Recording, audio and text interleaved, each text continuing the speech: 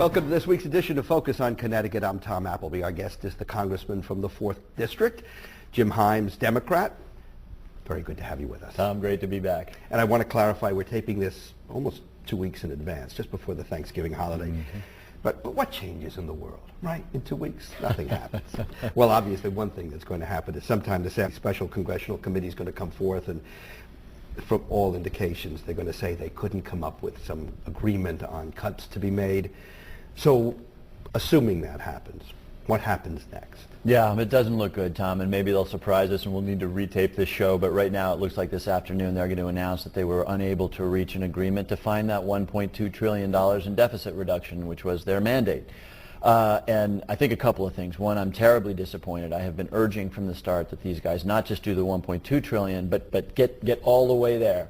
Do the big deal, the $4 trillion deal that deals with our tax code, that deals with fair reform of our entitlements and the cuts and everything we need to do to put this exercise behind us. Well, they're not going to get there, which means that we just need another mechanism. Now, we should talk a little bit more about this because, of course, if nothing happens, there's a series of things that happen in there are mechanisms already year that will get us there, but it'll be a real abnegation of leadership on the part of this Congress if we can't do the hard work and make the compromises necessary to get this done. So what would, just assuming those mechanisms that are in place to get to the $1.2 trillion do go into effect starting in 2013, what does that mean for the average Joe? Well, there are a series of what are known as sequesters, which are basically automatic cuts that will kick in if this super committee fails. Now, those cuts are evenly split between defense and the non-defense side of the budget. It basically means that everybody's going to get hurt a little bit. Now, we know that the challenge of fixing our fiscal situation involves more cuts and probably involves more revenue, hopefully achieved wisely by getting rid of loopholes and deductions and that sort of thing rather than simply raising people's taxes. So those cuts will kick in automatically. And again, it's just why can't we do the hard work of figuring out the smart way to make those cuts instead of just relying on an automatic kick-in? And of course, part 3, which again, I said we get there, through hook or by crook, is the expiration of the Bush tax cuts, which of course occurs in about a year. All of those things happening in tandem come together to put us on a stable fiscal path. But that's just not the way you want to do it. You want to do it by thinking it through, by looking at every line in the tax code and every expenditure and making smart decisions, not having it happen automatically. Of course, there are many who are saying it's all going to fall onto the shoulders of those who are re-elected or elected come the next election in November. Well, again, like I said, the automatic cuts that kick in and the expiration of the Bush tax cuts, those two things happen before the next Congress is seated. And those two things happening will get us to the number we know we need to get to stabilize our country's fiscal path. But again, it's just not a smart way to get there. We should be doing the hard work and be making the compromises that not just deal with the deficit reduction, but do some really important things like, for example, some upfront investment in our infrastructure. Here we sit 2 miles from 95. So we understand how important it is to invest in our infrastructure at a time when there are electricians and carpenters and operating engineers who could really use the work. The super committee could have gone there, but unfortunately, as we sit here right now, it doesn't look like they're going to. What's going to this concept that things may change when the next election takes place? What is your sense from your constituents? Are they just plain angry with Congress, period, or do they have a leaning? Well, they are just plain angry with Congress, and they should be. There's a lot of reasons why they're angry, but we're seeing today with this super committee's inability to reach an agreement why people are angry. 9 out of 10 of my constituents are saying, make a deal, do the compromises, stand by your principle, but come together to compromise to govern this country, which is why I've taken the approach that I have, which is to say, let's reach across the aisle, let's sit down, Democrats and Republicans. Unfortunately, the Congress itself is polarized. Too many people, Tom, and this is what it boils down to, too many people are putting their re-election or the election of their candidate for president in front of the well-being of this country. And that's what's going on right now. But what's to change that? Is it just going to take a vote of very angry people? Well, it might take a vote in 2012, but and here's where we get into an area of some good news. The Congress is very polarized because for generations this country has gerrymandered its House seats, and I see this every day in Washington. Seats were drawn to keep the Republican incumbent safe and the Democrat incumbent safe. When that happens, somebody who's in a safe seat, and I sit here in the 4th District, which is nobody's safe seat, You stop listening to everybody. You start listening to your party, because what you worry about is getting primaried. You know you're going to win the general. So here's the good news. California is drawing nonpartisan lines using a citizens commission. Governor Cuomo in New York is saying he's not going to accept a gerrymandered partisan map. This is a huge step forward for this country. Those two states have 70-ish House seats. That's a good chunk of the Congress. If they can do that, they can create a much more thoughtful, moderate, smart Congress. Oh, we're in the midst of that as well in our little piece of the world Right. here with 5 seats. What do you see happening here? Yeah, you know, to Connecticut's great credit, this is not a state of really safe seats. We've got 5 seats. Arguably 2 of them are pretty safe for the current Democratic incumbents, but the other 3, Courtney Murphy and myself, these are seats that were held by Republicans 4 or 6 years ago. These are swing districts. That's what we need in this country. But yeah, we are going to see a little bit of redrawing of the lines, because you have to do it to make sure every district has the same number of people in it, but the lines aren't going to move much, because, you know, the districts are not terribly far off from each other. We're going to take a break. When we come back, let's talk about something overseas, namely Afghanistan. Great. Just a second. Stay with us.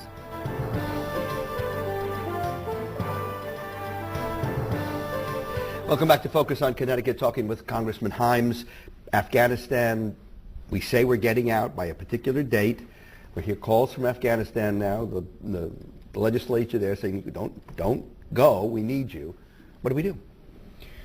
You know, Tom, yet again, with Sergeant Culler's death of New London, we see the incredible cost that this war is imposing on our military families and, frankly, on all of us, because of the roughly $10 billion a month we spend there. I was in Afghanistan a little over a year ago. I talked to our soldiers. I talked to our people who understand that.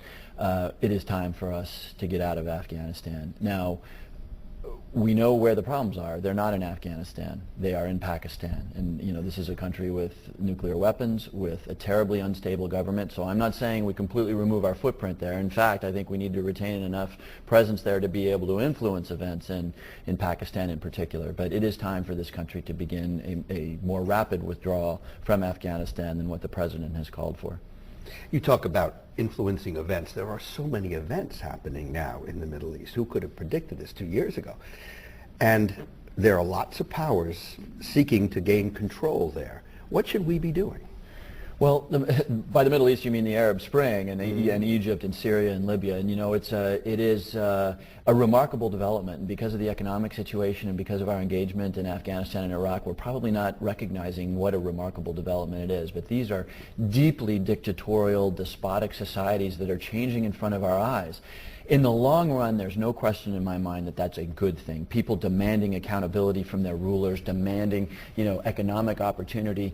The thing is, you know, we Americans, we tend to have short-term horizons. We think problems can be fixed quickly. Look, transforming the Middle East, whether we're talking about Syria or Algeria or Libya or Egypt, into democracies is going to be a multi-generational project. And there are going to be bumps along the way. And we're going to see pretty unsavory people come to power from time to time. But as we are experiencing, and we just finished talking about this, democracy is not necessarily a pretty thing, and getting there is going to be a... We were talking about during the break about how you get both sides to sit down and talk. Well, you got a lot of sides over there, Sure. including the Islamist movement, which has an agenda that's not in our interests. How do you stop that?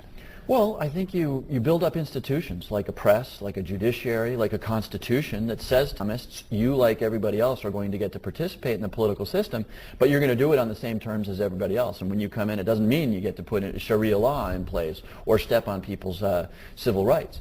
And so, again, that is not a quick or easy process. The other thing that happens is, you know, watch what happens when an Islamist party takes, you know, the mayoralty in a major city. All of a sudden, when a profoundly ideological party is held accountable for clearing the trash, providing electricity, you know, keeping the streets clean, you know, it's amazing how people become more pragmatic.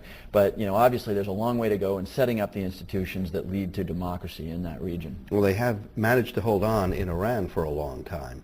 How do we influence a country that is clearly where it is clearly ensconced? Well, Iran is a special case, of course, because as we learned when we saw the United Nations report last week, and as we've known for some time, they are working hard to develop nuclear weapons. And they're particularly a special case because they are state sponsors of terrorism around the world. They are an enemy to Israel. They are an enemy to us. So you put them in a little different category than you might put Morocco or Egypt. But your question is exactly the right question. And the answer other is that we continue to squeeze Iran through sanctions, which are biting. These guys are having a really rough time right now.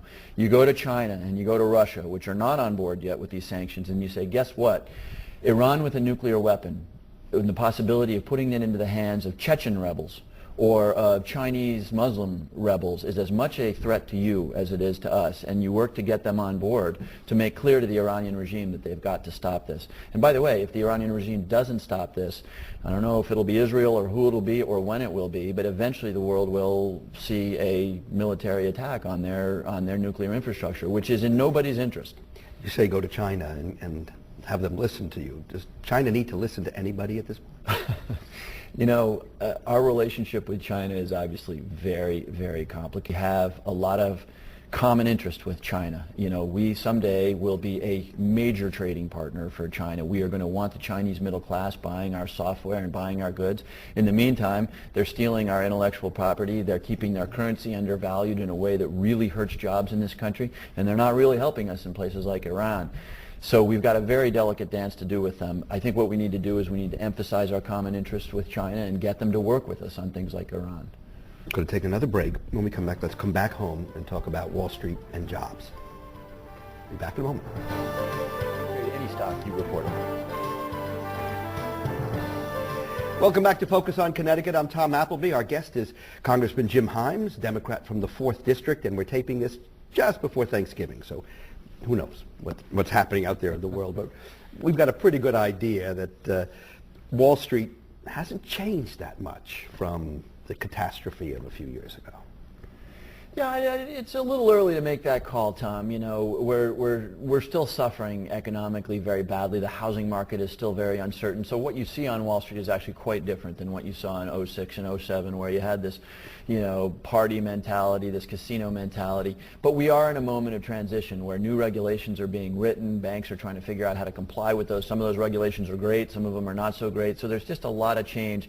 But of course, the big driver here is not so much, where they are. The big driver here is where's the economy. And of course, where's Europe? We tend not to remember that the uncertainty in Europe has a profound influence on the markets here in the U.S. And do we sit back and watch and wait? Hopefully we take a more active role than that and encourage the European Central Bank and the countries in Europe to do what they need to do to get some stability into their financial systems. But we're, of course, dealing with exactly the same thing. We're dealing with huge economic and fiscal challenges. So we need to urge them to do what they need to do, but we've got our work cut out for us here as well. Well, when I say Wall Street hasn't changed that much, it's very difficult to get a mortgage. Executives are making enormous bonuses. Insider trading, every day there seems to be a new case. That's what I mean by same old. Yeah. Yeah, well, on the mortgage front, of course, the problem 5 years ago was that anybody could get a mortgage, and now you point out we've swung exactly the opposite direction where almost no one can get a mortgage. The bonuses, I got to tell you, at a moment in time. And of course, here we sit in Fairfield County where, an awful lot of people are part of that. Look, at the end of the day, these businesses need to figure out, and their boards of directors and their shareholders need to figure out how to responsibly compensate their people. On the insider trading thing, Tom, that's not a hard one, right? It's illegal, it's wrong, people are going to jail for doing it. It's come up, of course, in Congress because there are allegations that people traded on, knowing that this bill or that bill was going to come up or not come up. So I am a co-sponsor of some legislation that would say flat out illegal. You don't get to do that. It pains me that legislation is necessary. For people in Congress and their staffs. Right, and the reasons it pains me that legislation is necessary. Insider trading laws are aimed at people who are in corporations or in companies, boards of directors, that sort of thing, or people who that they may be talking to. But when you're in a committee and you're talking about a credit card bill that may influence the credit card industry, you shouldn't then go out and trade shares in credit card companies or whatever the case may be. So yes, I'm co-sponsoring this legislation, and again, it pains me that it's necessary, particularly at a time when the Congress has such a low approval rating. We should not only be, condemning any sort of insider trading. Nobody should be thinking about this stuff at this point in time. Just don't trade anything as long as there's the possibility that there may be a perception of a conflict of interest. But apparently the legislation is going to be necessary. And the hopes for it? Well, we'll see. It just got started kind of a couple of weeks ago. 60 Minutes has been pretty aggressive in making the point that this is necessary. So I'm hopeful, but it's a little early to say. We're going to take one last break, and when we come back, this afternoon you're doing a town meeting. You did one over the weekend. let's talk a little bit about what you hear in those town meetings. Sure. And what that means for our future. One last break.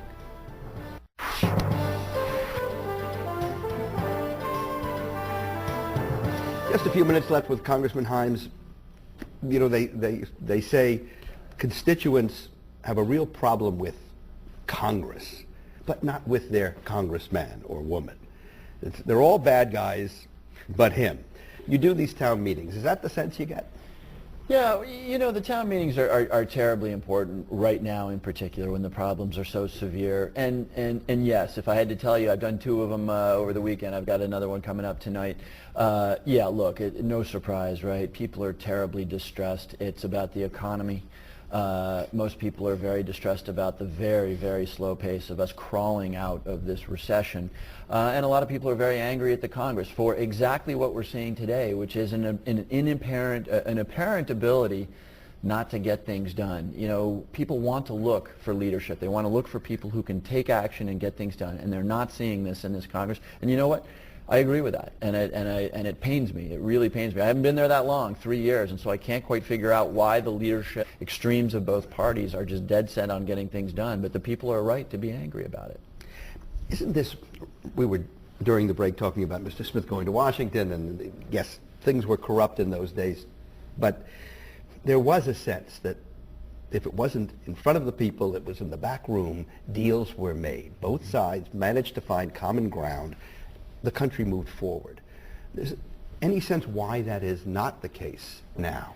Well, people who've been around for a long time tell me that over the last kind of 20, 30 years that it's just become much more of a blood sport. That the kind of relationship that Ronald Reagan had with Tip O'Neill, where they would fight all day long, but you know what, they would at the end, when the cameras stopped running, you know, they were friends with each other and they would strike deals, that has eroded over time. We talked a little bit about how redistricting and creating a less partisan Congress would be a good idea. But the other thing that's going on here, again, is just there's a lot of emotion. There's a lot of people who are very angry.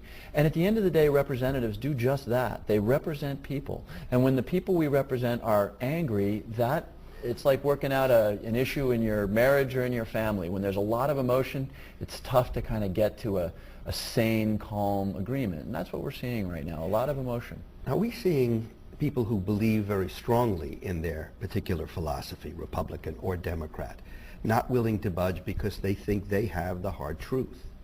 Of course we are. And I mean, in no case is this more obvious. I mean, it could be cynical, too. It could just be, you know, I have an agenda regardless of whether it's good for the people, and I'm going to push it through.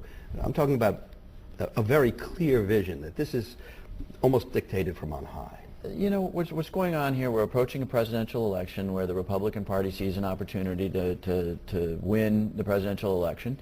So everything becomes a bit more political. But yes, we have too many people drawing bright lines in the sand. I mean, nowhere is this better exhibited than in the fact that just about every Republican member of the Congress has gone to Grover Norquist, signed to him, Grover Norquist, not the Constitution of the United States or the best interests of the people of the United States, but has said to pledge to him that they will, under no circumstances, raise any kind of taxes. And by the way, I don't mean to be partisan in the way I talk about this. We have unreasonable people on my side of the aisle as well. But when you have that kind of a dynamic, it is going to be harder to compromise than it should be. At these meetings, I expect there are people who come up to you and say, jobs, I've been waiting, I've been sitting there. We did a program on the 99ers, people who have been through 2 phases of unemployment insurance, and it's gone. What do you tell them?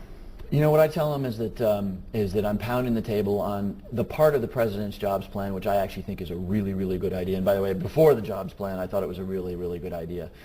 We in this country have infrastructure that is crumbling. Our airports look terrible. Our roadways, our railways are falling apart. Our bridges are falling down. We are not going to let that happen. That means we are going to invest in that infrastructure, right? So why not do it now, when there are carpenters and electricians and operating engineers who could go to work tomorrow if we would authorize that kind of investment? You know, if we spent $400 or $500 billion on that, we would come out of this. We'd put a lot of people to work. Now they're taxpayers instead of consuming unemployment insurance. And but isn't this what we thought the great bailout was going to be all about? You're talking about the Recovery Act. Resurrection of the FDR Works Progress. Well, there are a lot of people who said, you know, why wasn't it more about that? Because, yeah, sure, look, we're still taking advantage of the roadways and the parks and whatnot that were created created by the Roosevelt Works Progress Administration. Half of that Recovery Act was tax cuts. Now, everybody likes tax cuts, but that's not the same as rebuilding bridges. So, look, looking forward here, we know we're going to invest in the infrastructure that is going to make us economically successful. Let's do it now, not later. Well, Jim Himes, we run out of time. You say looking forward. I look forward to the next time you'll be able to be here. Have a great holiday. Thanks a lot, Tom. Thank you so much.